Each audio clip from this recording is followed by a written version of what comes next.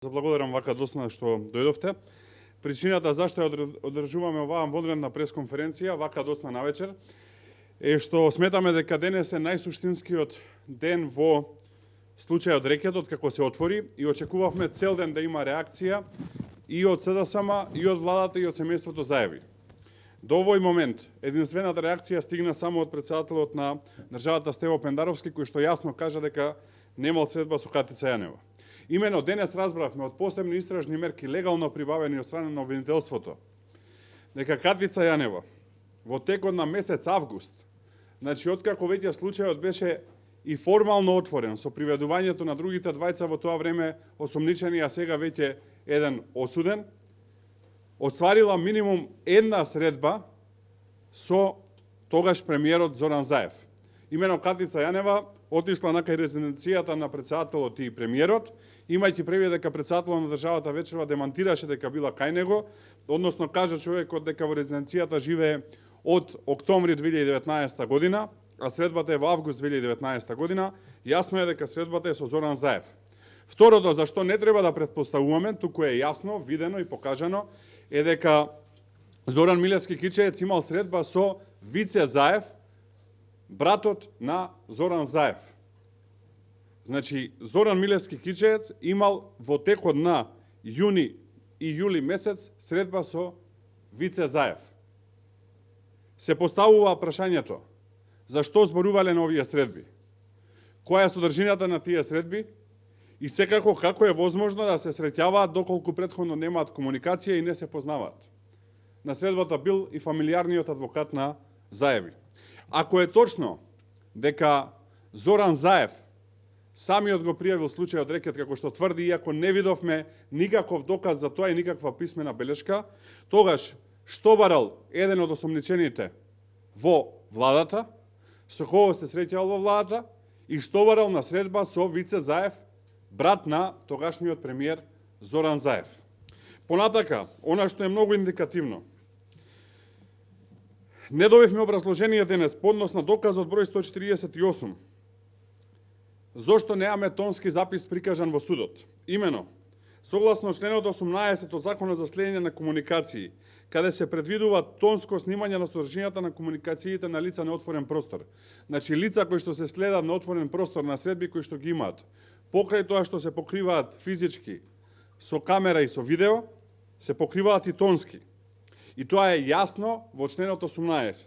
И исто така од приказот на посебните истражни мерки не се добива впечаток дека истражителите само го фотографирале и направиле видео средбата, туку јасно е дека имаат и тонско снимање.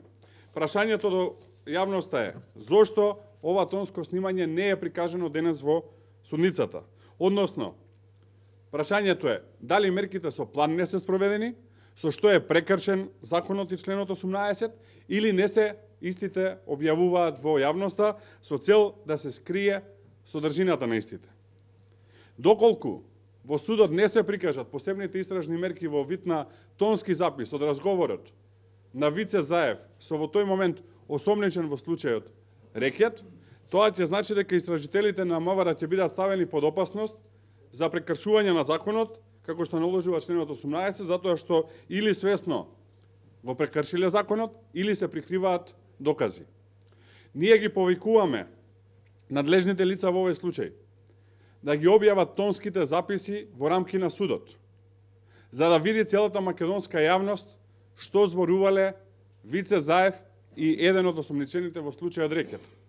И исто така повикуваме најбрзо можно Зоран Заев да каже што зборувал неговиот брат со еден од осомничените, како и тоа што тој зборувал во август месец со Катица Јанева.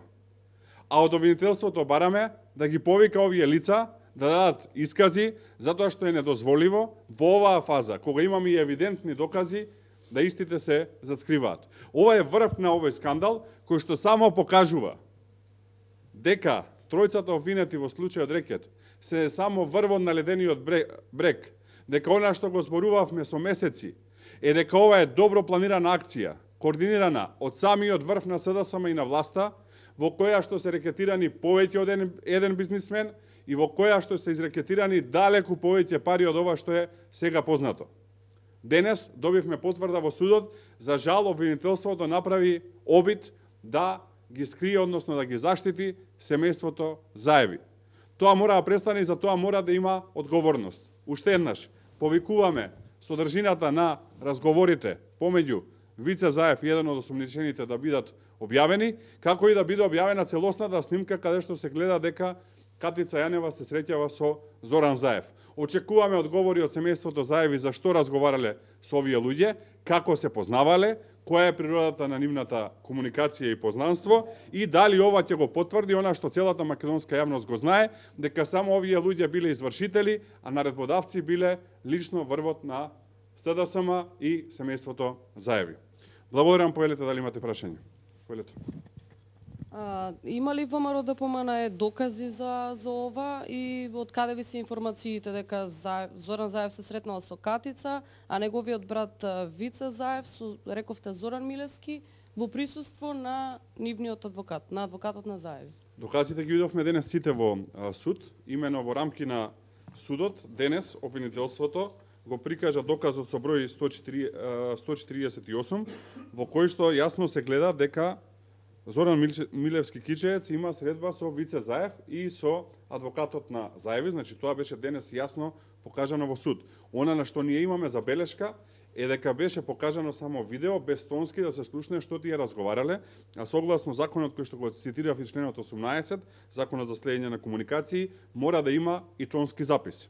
Во однос на средбата со втората работа е посетата на истото ова лице на владата во истиот овој период во кој што е следено во јуни и во јули месец пред да биде уапсено, и третата работа е посетата на Катица Јанева во август месец на Заев, затоа што онаму до каде што е следена има две адреси, или е кај Стево Пендаровски или е кај Зоран Заев.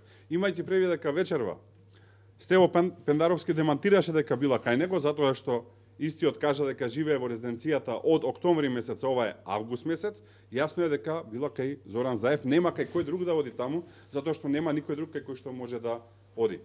Ние цел ден чекавме да излезат со доказите и со фактите, тоа не го направија, чекавме Заев да излезе и да каже што зборувал со Катица Јанева, не излезе, чекавме Вице Заев да излезе и да каже што зборувал со Зоран Милевски Кичеец, не излезе и не кажа. Затоа ја држиме оваа вонредна пресконференција, ова е врвен доказ за криминалот кој што се случувал и дека овие три луѓе биле само извршители, а додека врвот на криминалната пирамида е СДСМ и семејството Заеви. Бидејќи ВМРО ДПМН има технички министер во Министерството за внатрешни работи, дали како партија имате информации, дали се спроведува внатрешна контрола кон лицата кои ги односно кои ги следеле со посебните истражни мерки? ВМРО ДПМН точно е дека има министер за внатрешни работи, но тој министер за внатрешни работи е професионалец и секако дека ние не се мешаме во неговата дневна работа да го прашуваме што прави и како прави, затоа што тоа би било мешање на партијата во работата на Министерството за внатрешни работи. Мислам дека е соодветно министерот да одговори на ова прашање дали имало или немало таква работа. Но она што е значајно, се враќам повторно на основата на пресконференцијата, дека согласно член 18 од Законот за следење на комуникации, покрај фотографско следење, видео следење, мора да има и тонско снимање на содржината на комуникацијата на лица на отворен простор. Имаме две алтернативи. Или законот е прекршен на самиот почеток, затоа што на овие истражители тогашниот министер за внатрешни работи им рекол тонски да не снимаат, затоа што му било страв од содржината на разговорите, со што е прекршен законот, или тонски снимки има, но денеска не беа прикажани во суд со цел да се заштитат истите овие лица. Во двата случаи имаме кршење на законот со цел прикривање на докази и заштита на лица од криминал. Како што каже колегата, имате министр за внатрешни работи. Со оглед на тоа што денес објавивме дека Пендаровски не бил Зоран Заев, се да ве прашам, имаме ние например сознание дека во периодот од јуни-јули во премиерската вила во Охрид наводно дошол Зоран Милевски Кичеец со уште еден човек и со Бојан Јовановски и заедно отпловиле на глисерот на тој другиот третиот човек. Има ли увид министерот Шулев во безбедносните камери на управата која што е задолжена да го обезбедува господин Заев? Јас пак ќе ви одговорам. Во однос на овие работи треба да го прашате министерот. Јас не сум нити портпарол на министерот, нити имам намера да ја вршам неговата работа. Доколку има такви работи, сум слушнал и јас за истите гласини за кои што вие зборувате, истите треба да бидат потврдени и од СОЗЕРа, затоа што државните вили се под службата за општи и заеднички работи и секако од соодветната управа која што е задолжена за заштита на така наречени VIP лица. Но она што е суштински, пак се враќам, денес имаме врв на случајот Рекет, каде што јасно на видео, видовме сите во суд, се гледа поврзаноста на СДСМ, семејството Заеви, со тројцата осумничени во случајот Рекет, што покажува дека овие тројца се само извршители, а на работодавците се некои други, затоа што на цела македонска јавност беше јасно, ама денес се потврди, дека никој денар не би му дал на Боки 13, камоли тешки милиони евра, ако не стои цела власт позади него.